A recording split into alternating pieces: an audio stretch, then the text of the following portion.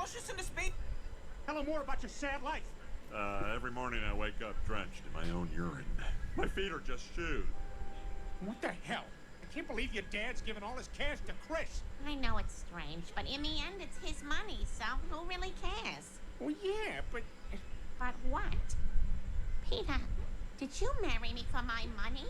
Of course not, Lois, but even you can't deny it was always going to be a huge perk. Did I use that right? Perk? Yes, Peter. Yeah, I thought so, but then it just sounded kind of weird when I said it. It was... Brown-nosing Chris and getting on his good side perk. No, that's wrong. No perk.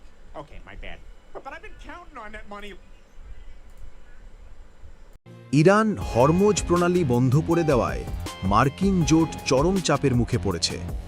White house গত কয়েকদিন ধরে তীব্র আক্রমণের হুঁশিয়ারি দিলেও ইরানের পক্ষ থেকে ইসরায়েল ও আমেরিকার বন্ধু দেশগুলোর বিভিন্ন স্থাপনায় হামলা অব্যাহত রয়েছে।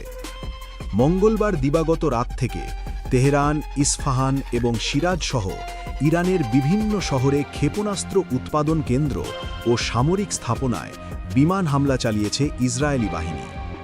তারা দাবি করেছে যে ইরানের ক্ষেপণাস্ত্র উৎক্ষেপণ যন্ত্রগুলো ধ্বংস করা হয়েছে।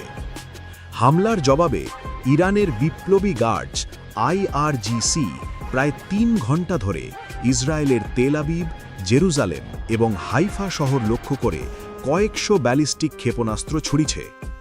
ইসরায়েলি বাহিনীর দাবি তাদের প্রতিরক্ষা ব্যবস্থা অধিকাংশ ক্ষেপণাস্ত্র ধ্বংস করেছে, তবে কিছু ক্ষেপণাস্ত্র জনবসতিপূর্ণ এলাকায় আঘাত এনেছে।